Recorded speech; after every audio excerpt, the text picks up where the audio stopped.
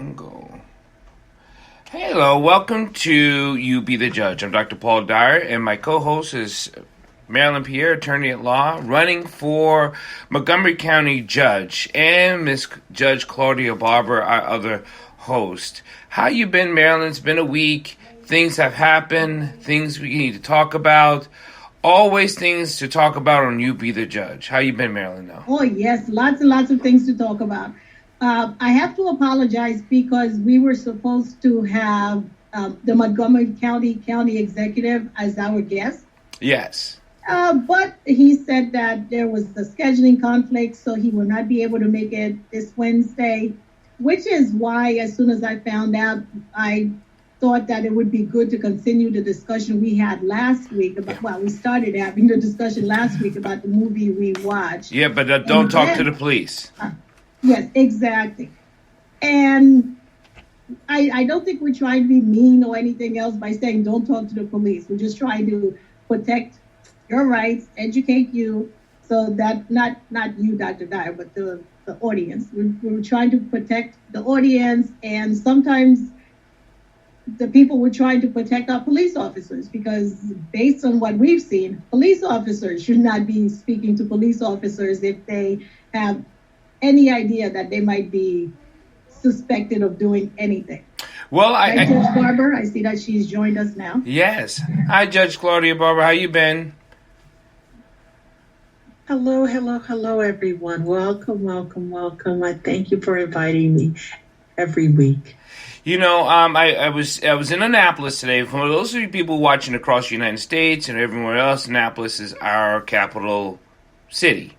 And we had a press conference of the things that happened in Ocean City over the weekend, last weekend, of police officer tasing a boy over vaping, and then excessive mess, kneeing into the side of the body. It was just, it's horrific to watch. It's horrific to keep talking about these things, that doesn't seem to resonate with people who are not involved.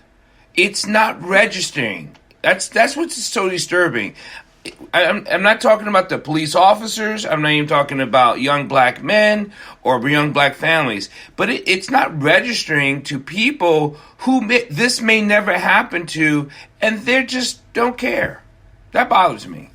Well, it's also a sense of arrogance because it didn't happen to me. And there's also a sense of blame shifting the matter.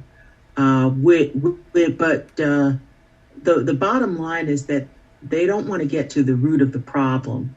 And the root of the problem is targeted policing and how they treat the minority community like dogs. Mm-hmm. And I'm saying that because the video is very clear. But the question is, can that police department, maybe they can, produce the same video of white suspects that they treat the same way? Right. Can they do that? Well, I prefer that they stop doing it to everybody. So I don't want them to all of a sudden go out there and do it and say, see, there's a video of one right here. Are you happy now? Because they might just do that. They might just do that. But the bottom line is that did you have that many before? Mm-hmm. Not after. I actually think it was more. And so because, but the issue has always squarely been in the same position it always has been, systemic racism. Mm-hmm. And the fact that you treat and police Black people very, very different than you do white people. Mm-hmm. If it's not this type of open, overt treatment, it's something else, like the fact that you incarcerate or you charge, you overcharge, you super magnify anything and everything a Black person does, that's, from jaywalking, because the bottom line is that these offenses were supposed to be citation offenses. They were not supposed to be elevated to the criminal level. I think today I really want to talk about that on You Be the Judge. I want to get into the legal issue, because one of the things we can get to the morality issue, we can get to the racial issue. So here's the thing: citation. Explain to us what a citation is and what it isn't, and how simple it is. A citation is a civil infraction. Okay. That's usually what a citation involves. Now, you do have juvenile citations that are issued to minors, but those records are always kept confidential, unless, of course, the person's charged as an adult. But citations generally are administered as civil matters and not criminal matters. Okay. Because once it turns into the criminal realm or is a criminal offense, then a prosecutor is involved and they prosecute cases. A criminal prosecutor, rather, is involved, usually the state's attorney's office.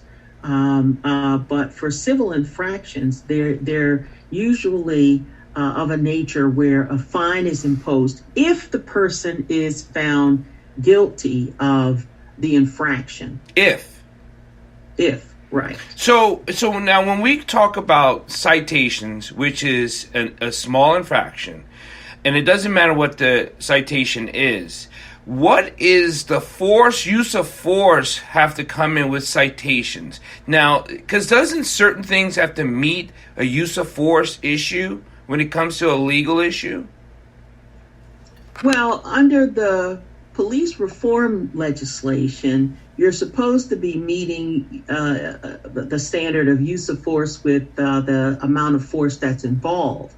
So that simply means that if a suspect draws their gun, then yes, you have the right obviously the officer must pull their gun, right, and respond accordingly. But to the extent that you're dealing with civil infractions, civil infractions are placed, to better conceptualize it, you might as well say you're being fined for jaywalking. Okay. Right. Okay, because jaywalking is a civil offense. Right. And it just is. But you shouldn't be shot for jaywalking. And all that kind of stuff for jaywalking. You're not supposed to. Right. You should be. But you shouldn't be shot or tased for jaywalking. But that's the other thing. Well, I think that what I want to add to this is it's the level of force that's used, not the citation or the criminal offense itself. Because you could go in there and try to arrest somebody for quadruple homicide, but they come peacefully, in which case no use of force is necessary. Okay. Or you might go in there and, somebody, I was watching a video earlier on in the year where this deputy sheriff was trying to get this man to come in. And the deputy had his weapon pointed at the gentleman, but the gentleman came coming at him with a wooden stick. Okay. So the deputy would move back and the gentleman would move forward. The deputy would move back and the gentleman would move forward until the deputy backed into what I presume was his car. So he had no place else left to go. And I think had he waited for the gentleman to hit him again, the gentleman would probably have bashed his head in. In that situation, even though probably that gentleman would have been given a civil citation, but because of the level of force that he used, it seemed like the deputy was, and used proper procedure by, unfortunately, killing him. Sometimes you can't help it. So it's not, what the police officer is there for. It's right. But watching the video, and maybe we should show the video because some people might not know what we're talking about. So maybe we should show the video and then discuss it. Do you have a way of doing that? I do. I gotta figure out in my head where it's at on my... Then you continue talking. I will look for it. And But Dr. Dyer, at the press conference, there were a lot of speakers, were there not? Yeah, they were. Was it well attended? It was well intended. It was very good. Well, it was very well intended, which is neat, and it was very well intended also by the media. The media asked several questions that was quite disturbing. Do you believe that these were the issues of children not behaving themselves? So again, it's not what the police officers did with the horrendous act. Is those kids should have just listened. It's so disturbing still to hear people who are of white America who are trying to have a conversation in this and still seem like they're slighting the issue of abuse. Well, no, they don't want to see the issue of abuse. They don't even want to get there. All they see is, and see, again, this also deals with some of the issues that we address in our equity in media, the whole reason why the committee or work group was formed. And that is the fact that when the media asks questions, listen to the questions that they're asking you. And are they placed in a fair posture, so that people aren't, well, why are you going in that direction? And I've seen reporters do that consistently. What kind of question is that when you start focusing on were they misbehaving? Well, what happened to the police misconduct? That's right. That's not even in the question. I think Marylin has it up. I'm going to go grab it. Let's see. Share.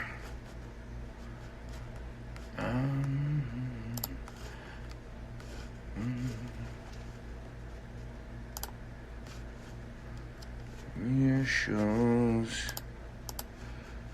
Now to those disturbing altercations in Ocean City, Maryland. The police department there reviewing its use of force policies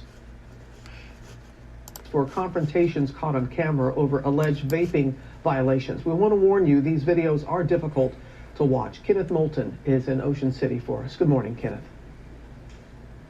Good morning, Robin. A ticket and a fine up to $100. That's what you could get for smoking or vaping on this Ocean City boardwalk. But that's not what happened to several young men who believe they were targeted because they're black. This morning, this disturbing video sparking outrage. Police in Maryland repeatedly kneeing a man stopped for allegedly vaping in a prohibited area.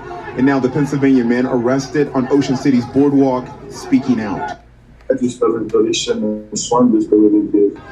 Officers say they warned 19-year-old Brian Anderson and his friends that vaping and smoking are not allowed outside designated areas.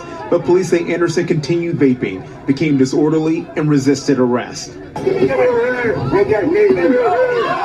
That repeated kneeing angered people on that busy boardwalk. Police calling the crowd aggressive and hostile. So we were just scared at the time. We didn't know what else to do. We were trying our best to help him in any way. After scuffling with an officer, one of Anderson's friends says he was tased. Police say Jatik Lewis threw an officer's bike. And I get a bike thrown at me. So I grabbed the bike and threw it to the side. Next thing I know, a police officer had came and just pushed us, and then we just started scuffling.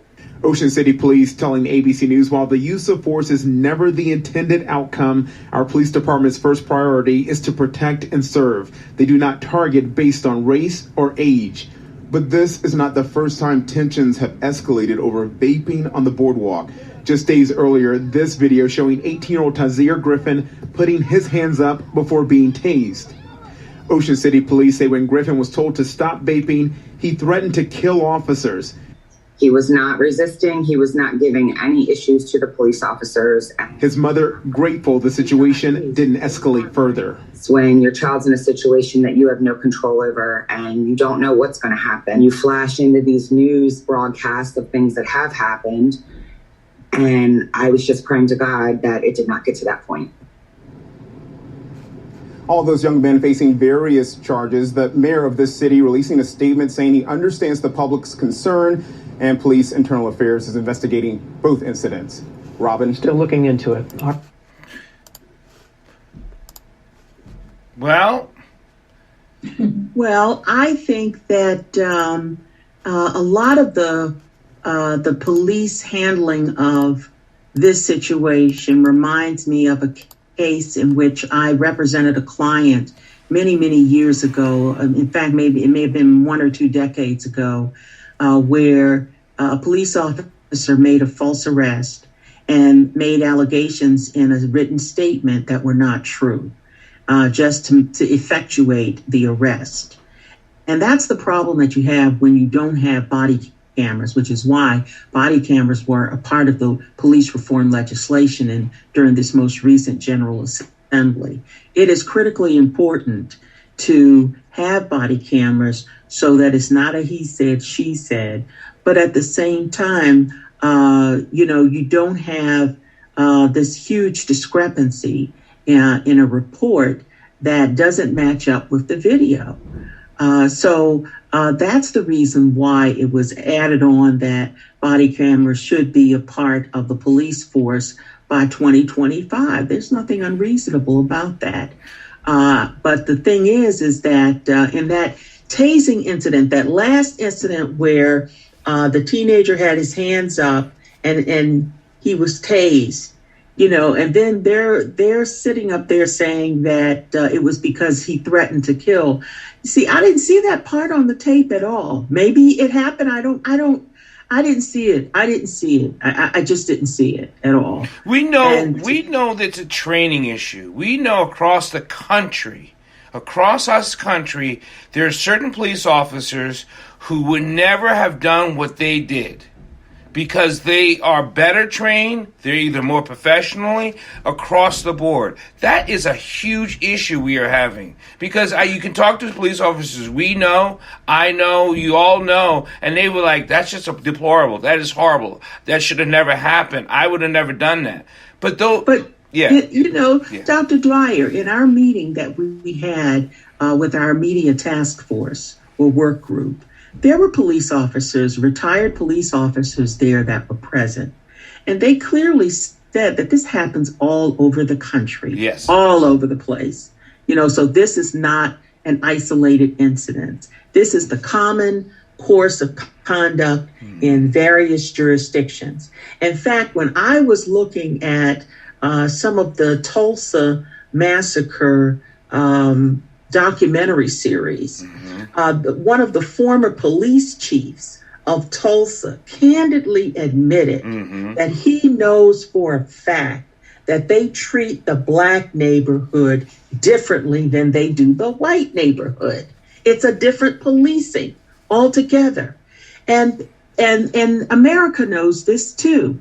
They know now this police chief that's a retired, he's going on the record saying that there is a huge discrepancy. That's the disparate treatment that should be addressed. Not going off on who, on a tangent on something that's not addressing the disparate treatment of people of color. That's the root of the problem.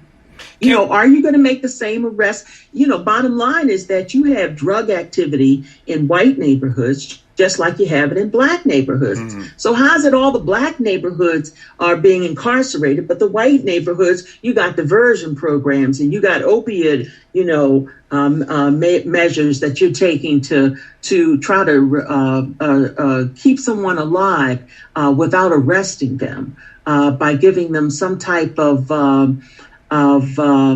narcon product that will save their lives without making an arrest. There's a huge difference. Is there a lawsuit coming? We don't know. No, I mean, if would you bring a lawsuit? Lawsuit on what? You mean the Ocean City incident? Yes. Would you bring a lawsuit on this particular thing? Because if it's happening all across the country, are there lawsuits that we could just say, all right, we're just going to start suing, but we as people, I know I can afford an attorney. I can ask Marylin to sue the Ocean City Police Department on my behalf because my son just had this happen to. I don't have the money. But you know what? You raise a very interesting point, which we can dialogue, and perhaps this might go somewhere. It took a mountain to pass the police reform legislation that came through the General Assembly. It was fiercely fought. It was, and we came back with something. It wasn't everything we wanted that the lawmakers wanted, but we came back with something. But we need to move in a direction where we propose class action litigation against disparate treatment from communities and demonstrate that there's a disparity in how people are being treated in these various neighborhoods, and allow such legislation to go forward. So that there can be some type of compensation or some type of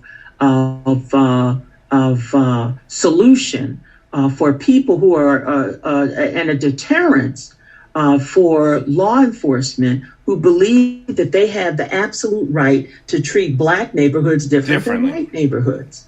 And for me, that's the root of the problem. Yeah, I think the class action lawsuit is a very good idea, but I think just as important is to have these people have a financial stake in it.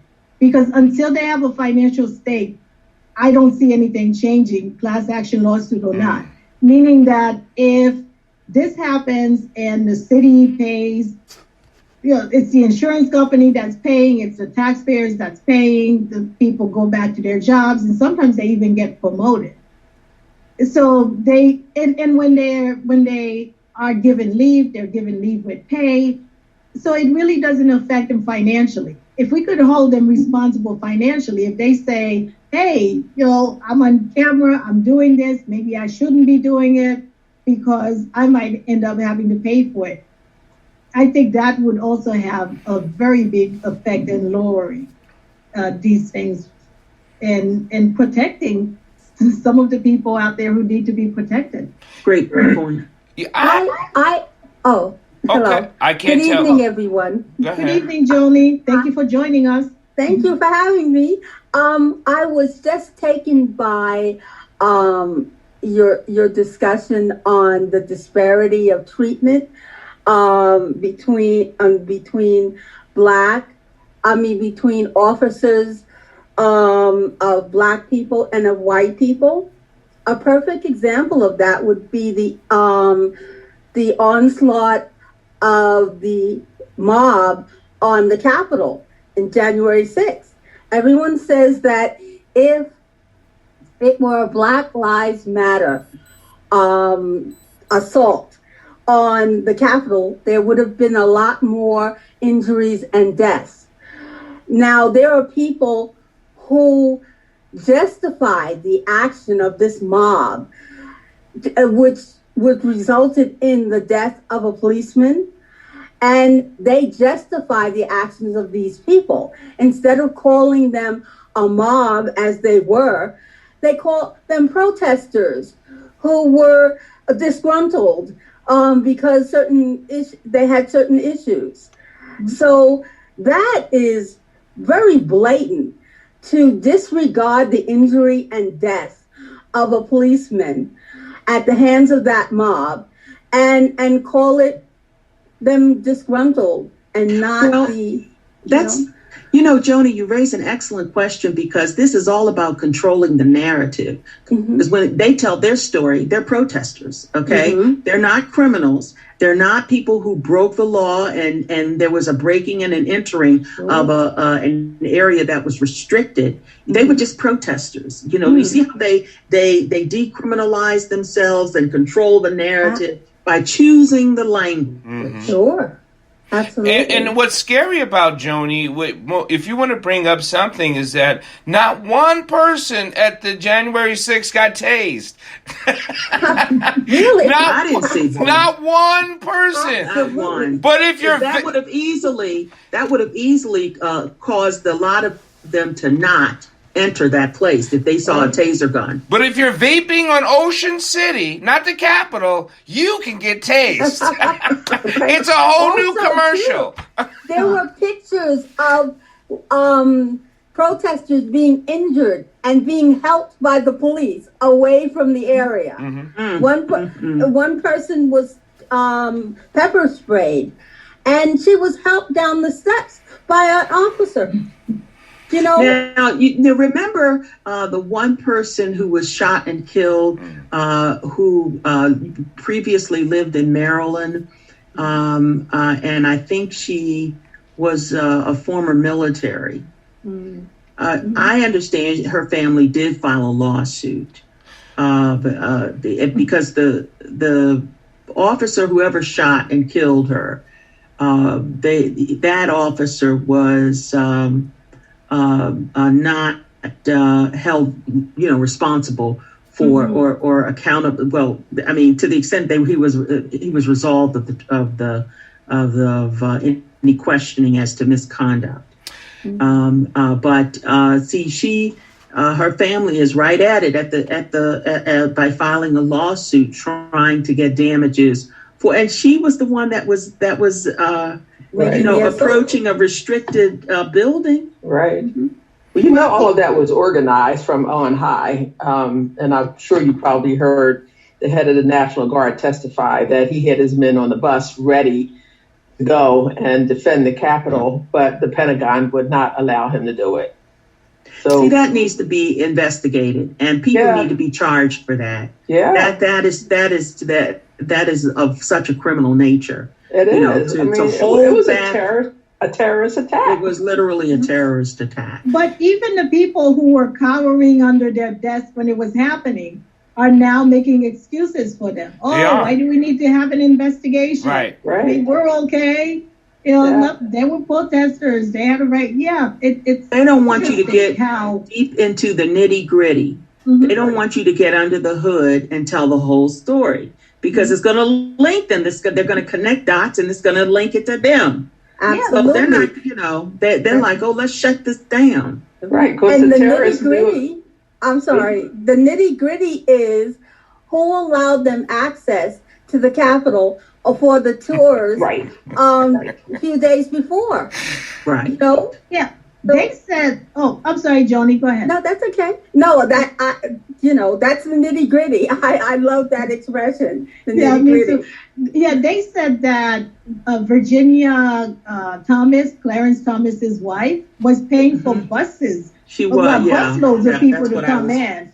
Yeah, so what was she thinking was going to happen with all this that was going on? So a lot of people would have to be investigated. And they don't want that. They're like, look, there's nothing to see here. Go ahead, move on. Well, they're rewriting history the way they've always done throughout history. Yes. And that's another thing with the critical race theory coming all the way up into the forefront. They're telling us, there are a lot of states that are trying to close that down and shut that down because it exposes the country for the wrong that they've done. They have always done. They have actually put out this as critical race theory teaching is socialistic. And there's someone wrote an editorial that flat out called it Marxist. Marxist. Oh, okay. Stronger word. Straight up. Yeah. Straight up. It's straight up Marxist. Yeah, tell the truth is Marxist. I'm telling you. Wow. So I was thinking after the press conference that we had in Annapolis, and then that was with the Caucus of African American Leadership here in Maryland. And we're talking about uniting us together to talk about this issue that is happening in our state, Ocean City, and across the country that needs to be addressed. The address has something to do with are these people going to be accountable for it? And is it going to change? Because if the same people are in office, if the same people cover the mayor, if the same people are in leadership, it just continues to do the same thing for the last 40, 50 years. So, that's where we have to rise up. We have to seriously look at putting in different people in office. Who's going to fire the police chief for that? Well, you can't do that. Well, who's voting for the police chief in Ocean City or any other chief? Because it's the mayor. Thank you. Well, you vote for the mayor, who then hires the police chief. So if you're the mayor, you could say, "Hey, it's not working out." Because the coach of the Washington football team, he was just let go today, right? The basketball. Oh, the basketball? Okay, yeah. wrong game. Yeah, and why? Because the owner doesn't like what he's doing, so it's like, hey, you got to go. The same way that we could then get rid of the police chief if the police chief isn't doing what he or she is doing. I know I've said this before, but I am still so upset over it because I think, George Floyd's death could have been prevented if the supervisor who was in charge of Chauvin said, hey, you have all these complaints against you. I'm not putting you on the street anymore. So we have to go higher than the police officer. We have to go to the supervisor and go higher than that. Why didn't his supervisor's supervisor look at this and say, hey, we have somebody in our force who has a really high rate, or I'm hoping it's a high rate, who knows, who has a really high rate of complaints in the neighborhood. Does this person need to be retrained? Does this person need to be moved from where he's at? But none of that was done. Well, I'm a little bit concerned about people who often move to the retraining idea because they've been trained.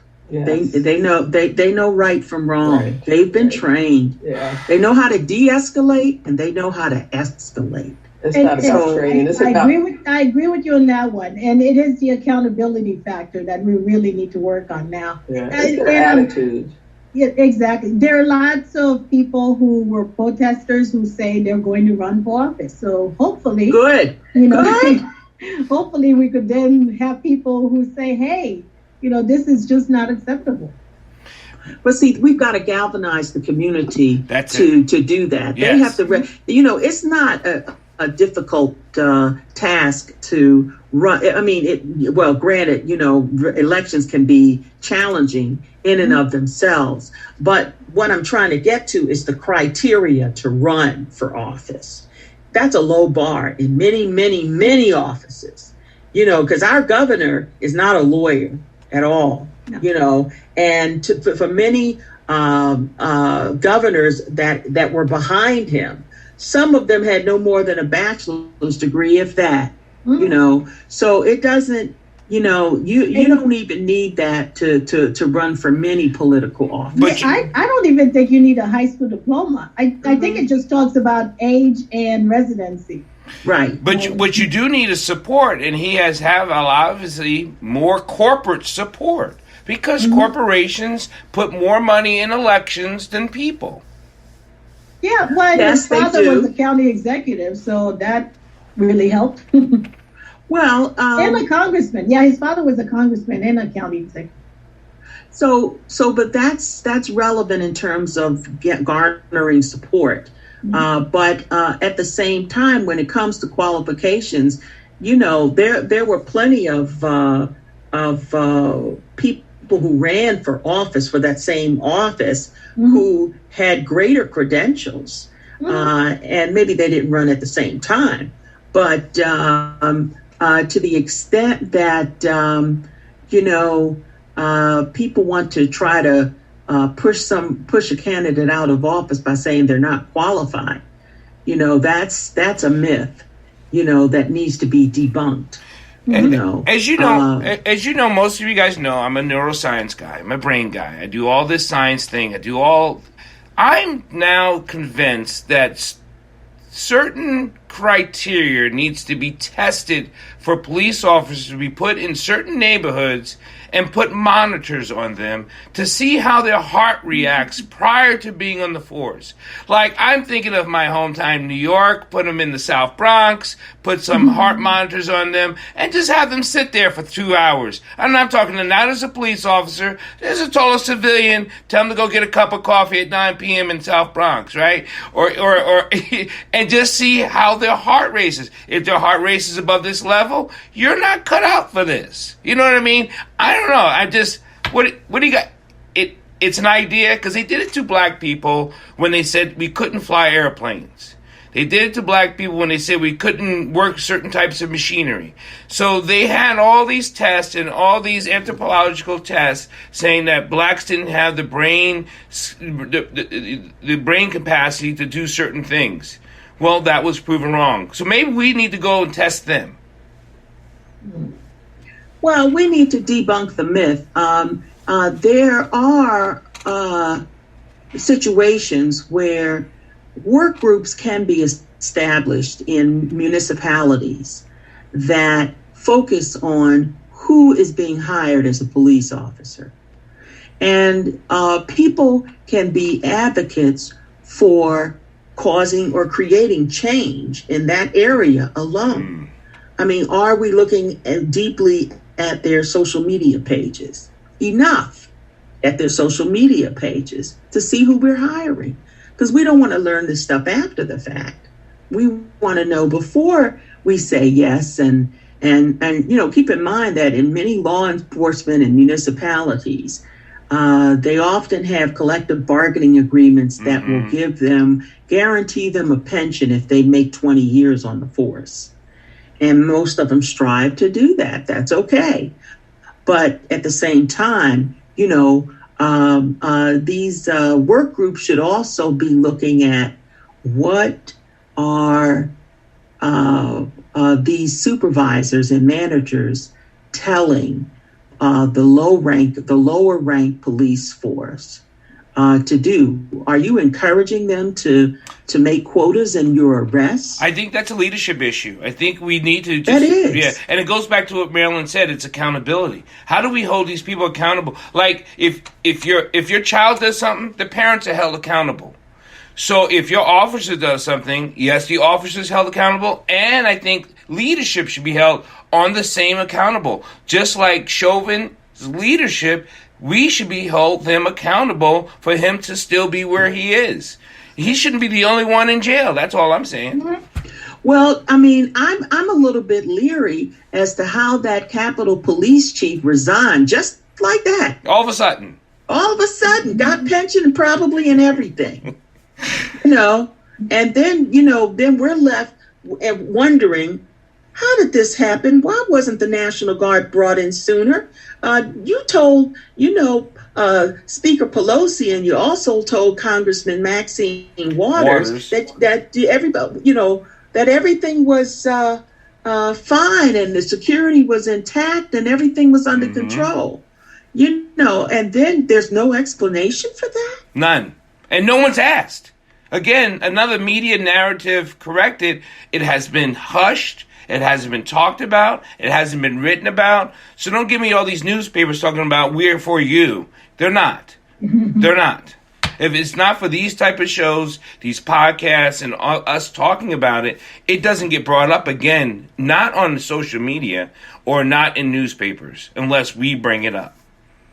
And that's a concern. Now, I've seen some very interesting articles in the Post, and the more and more, you keep seeing all these videos that no one has seen before surface, but it was a lot of trauma in that January 6th insurrection. There were people that got COVID as a result of that January 6th insurrection. And it was just mayhem all over the place. And nobody's held accountable for urinating on and defecating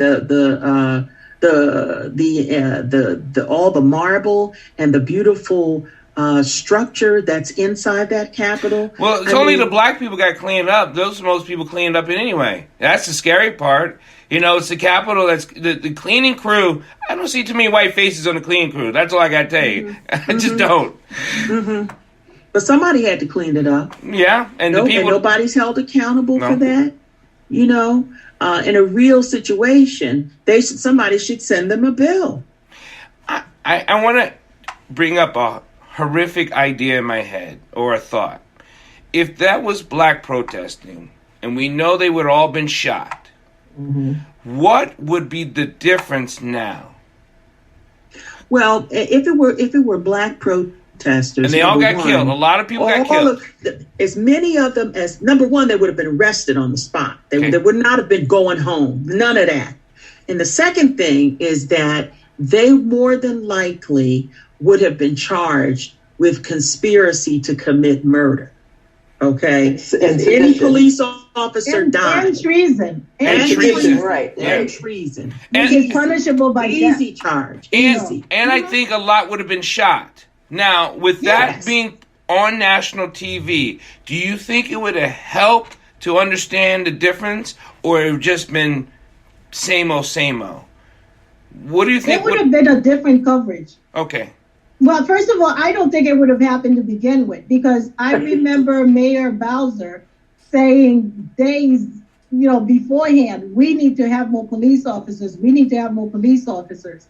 And at a certain point, I was like, why does she keep saying that? And then on January 6th, I saw why she kept saying that. And don't forget, even during the insurrection, when, for instance, Governor Hogan was volunteering National Guard troops for Maryland, he still was not getting a response, and he could not send them in there. So there's all of that. That's why they don't want it to be investigated, because there'd be too many heads on the chopping block if it were investigated. Yeah. Well, I think it's even deeper than that. I think more higher ups would be implicated. And there's just no way you can justify acquittal of the president under these types of circumstances. Exactly. Yeah, that's true. That's true. So I wouldn't put it past him to have wanted something to happen to the vice president just so he could get some sympathy vote. Because the fact that the vice president was right there and everybody knew where he was, and still you're not calling in reinforcement, it's just... Well, they brought the girl out there to hang him. Yeah, exactly. I don't know how the vice president could still talk. Well, the former vice president could still talk to the former president. Because, I had my life on the line over here, and you didn't even, throw me a lifesaver. He encouraged it. That's what happened. Yeah, because Pence was stuck in there. I mean, that is still a breach of our own government. I mean, exactly. Treason all the way around. All the way through. It's which is why, if we may turn a little bit, which is why we need to know what our rights are. Okay. Because we could keep talking about these things, but I think it's really important that we know what our rights are, and we're encouraged to tell other people, so that way they can in turn protect their rights. I'm not saying that. The whole concept of what your rights are, I'm just going to go out there and be blunt, as I always have been, by the way, as I many times am. There's a black answer, then there's a white answer. I'm just going to say it like it is, because there are certain things. For example, I know my rights to the extent that a police officer just can't walk up to me and demand to search my purse. Okay, but at the same time, I know for a fact that you have to be gentle and diplomatic when you speak to a police officer. Gentler and more diplomatic. And diplomatic about it. But at the same time, for example, if I'm going into a store, I don't carry things in my purse that have tags on them. I don't want to be confused at any time for any reason with as being accused of shoplifting, because I'm here to tell you, when you go into stores, they secretly record Black people's motions in the store all the time, and they do it at a greater rate than they do white customers in the same store. I was having this conversation with another woman, and we were talking about when we go to a store, we sort of like look with our hands behind our back. You sort of like put your hands back there, and you sort of like, oh, this is interesting. Still sort of like, see, I'm not touching anything. If somebody moved it later on, it wasn't me. It wasn't me. And to have that special precaution, every time you go someplace, it is really exhausting. I know a food store, for example. Whenever I walk into the food store, if I am, they have cameras, but you can also see when they start the recording button, because at the bottom it says record. And every time I am in the aisle, that record button is on. Every time I am coming close to that camera, that record button is on. And it doesn't matter if you're a judge. It just matters that you're just a black face. It's just the fact that if you're a black face and you're walking in the store and you're grocery shopping, but they want to keep a sharp eye to see what you're going to do, because they have some suspicion in their head that you cannot be trusted. That's the bottom line. And that's how they police at the same time. And you know what's interesting? They said that the people who steal the most are young white girls and white women with baby carriages. And I thought that was really interesting, because those people... they steal too. They steal too. Yeah, but they don't get that special look. That over second look. Zealous, close scrutiny and microscopic examination of every move they make in the store. Yes. And I have a question. How often have you been in that store so that they eventually know that you do not steal and will not turn on that recording? It doesn't matter. It doesn't matter, because I shop. I have to grocery shop, and they serve good food. So I go to this grocery store at least once a week. Wow, for a long time, and yet they still turn on the recording. And they still turn on the camera. So let's see. I'm the sort of person I wouldn't go. I mean, I haven't shopped at Walmart for 13 years. So my money, I know they're losing so much business. They're going bankrupt because I'm not shopping there. I'm kidding, because they're the number one selling whatever in the world. But I just refused to do it, because I had an experiment. I had an experience where they, said that I was returning a Game Boy that was used, and the warranty that I had, they wouldn't honor it. And I said, you know what? I'm not giving you any more of my money. And that's what I do. I think and I've been trying to get people to just choose 1 or 2 days and to just boycott. And I think a lot of things will change if all of us get together one day and we say, you know what, we're not buying anything from any of you anymore until things change. Because you know what, America recognizes the color green more than it recognizes anything else. So, you raise an interesting point, and I'd like to add to that we as consumers can be more intentional in our habits and in our buying practices. For example, if you walked into a doctor's office or a law firm and every employee you see is white, you can walk right on out that office and say, no, thank you. Mm-hmm. We should be that intentional. Mm-hmm. I actually went to a health provider, a weight loss health provider, and at this Odenton facility, I just straight up asked, where your black people? Where's your minorities? Because I'm not going to sit here and give you business like that. No. And you've got some kind of segregated workforce going on. I ain't crazy. I see. But I agree. We should be intentional. You should be intentional. If we're not intentional, because they're very intentional in what we do. They do. So they want your money. They sure want your money. So when it comes to rights, I'm going to go back to the Ocean City issue and ask a legal question. Many people on the beach come from the water to the Broadwalk. Not often do you have your ID. How can you answer that? I don't have my ID. Do you say it's over my where my beach is? Where is it? It's down the beach. I mean, how do we get out of that situation? Well, that's a problematic situation, and I'll tell you why. I don't believe that the laws require you, especially if you're not driving, to carry your ID with you at all times. I don't believe there's a law that says that. Right. Okay, so we didn't know that. As a matter of fact, the booklet that we attached from the ACLU said that, you're not required to carry an ID with you. And if you don't have one on you, even if you ask, you could just say, I don't have one on me.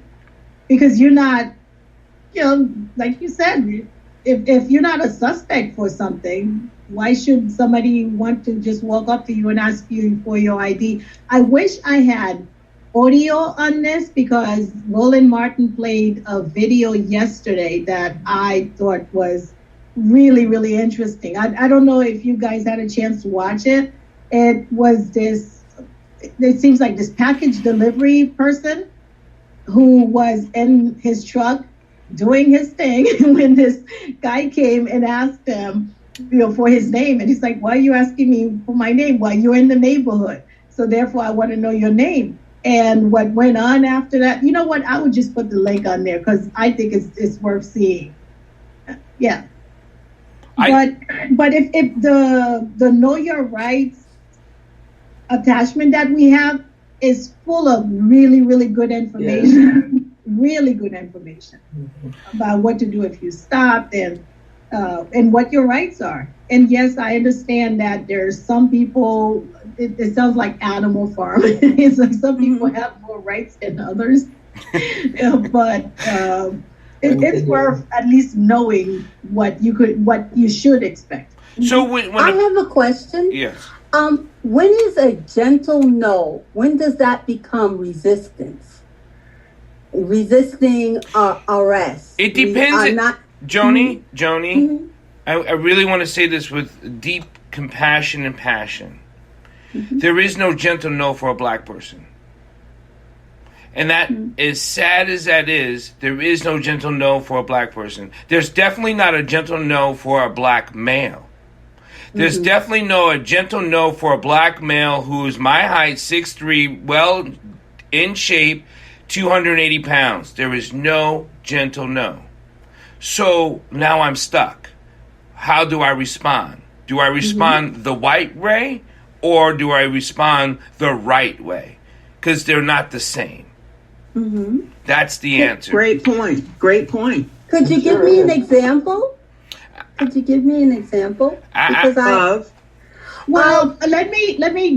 me see if I could give you an example, Joni.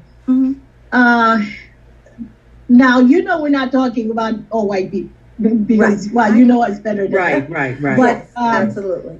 I know I went to Howard, and going to Howard, they said that you've got to be beyond reproach, because whatever it is that they could, whatever it is that they could use to, I guess, bring you down a notch, they will. And that's really what it is. It's that constant vigilance of, I just can't be myself. I just can't be me, because people would just want to come and mess around with me. And since I'm talking about it, it's a 12-minute video, but I just put the link into the chat. I think it's worth watching, just so we could see. If only we could watch maybe the first 3 minutes, because it's really, really interesting. And Dr. Dyer, if you don't mind, we could zoom to the part where Roland Martin is speaking, and just get to the part where the man is outside. Okay. You see the link? Yeah, I do. Yeah, because I really think it's interesting. You want to support because Roland Martin Unfiltered? Be sure to join our Bring the Funk fan club. Every dollar that you give to us supports our daily digital show. Only one daily digital show out here that keeps it black and keep it real. It's Roland Martin Unfiltered. He's just somebody in the neighborhood. Yeah, so you can stop right there. Get out of my way. Who are those addresses? Don't worry about what the fuck I'm doing. Get out of my face. Oh, Every I'm time sorry, I come there's around 4 here, words. motherfuckers like you make my job hard. Please get out of my face, dude. But you haven't identified yourself. Okay, so none of he's your in his business. truck, and this guy just Why comes do I up have to to do- him why do and you think asks that I him what have his to name identify is. myself? No, you ain't seeing nothing. You ain't seeing nothing. Don't worry about who I am. Can you guys hear? Who are the boxes addressed to? Really gonna do Dr. this? Dyer, is it What's possible your to name? put up the Let's see some volume? identification. What's your name? What's your address? The volume is up. You can't hear it? No, I've got Not really. Yeah, I've got my volume almost set. I can hear. I can't hear it. Because he asked, what's his name? I heard Oh, that. okay. Pull it out. Come on.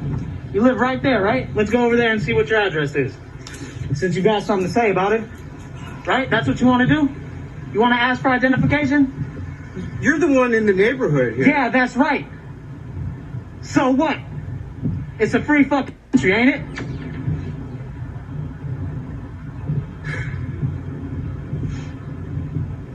You did this. Don't start shaking and crying. What's your name? What's your name, buddy? John. John what? That's all you get. John what? John what? You come over here asking for identification? John what? I don't give a fuck. Fuck you and your missing packages. You think I'm crying over that shit? John what? You want to ask for identification? Where's your fucking identification? It's a free fucking country, ain't it? Yeah, so you see how the man walks up to him and asks him for his ID, and he's like, I don't have to give you an ID. And then when he asks the man, well, what is your name? Well, I don't have to give you my name. And then finally he says, well, my name is John. Well, what's your last name? John what? Well, that's all you get. John what? You come over here asking for identification? It's the entitlement. John what? I don't give a fuck. Fuck you and your missing packages. Since the link is in the chat, I urge you to watch the whole 12 minutes because it is really, really eye-opening. That because the delivery man talks about how, this is what has been happening to him. He's trying to do his job. They tell him to go out and get a job, and he's trying to do his job. Yet, he constantly gets asked these questions by these people because they don't think he belongs in the neighborhood that he is at. And the fact that they believe that they have the nerve and the right to ask those questions. And they're not even a police officer. Right, right. And to take his picture. There has to be something illegal about that. No, there isn't. No, it's not. No. You're in public, so. Oh. Yeah. No. We have so much to do, so much work to do. You Be the Judge is a conversation where we can talk about some legal issues, bring up some current events, and actually talk about the legal side of things. There's more to do, more to talk about. There's always next week. I do want to say this. Be safe, be kind, compassionate, and still be active. Because if you're not, this continues over and over and over. My son's here visiting with me, and we were in the car, and I started tearing up because I said, if we woke up Medgar Evers today and told him what was going on, he would start crying because we have an issue that hasn't been not an issue for 60 years. Longer than that. Oh, it's longer. Yeah. Forever, really. Yeah. So it's been a long time. It's been a long time. It's been a long, long time. I have a quick question, if I may. I think somebody said that is a picture or video. Can anybody say when it's legal to take picture and video, which is when it's not illegal to take picture and video?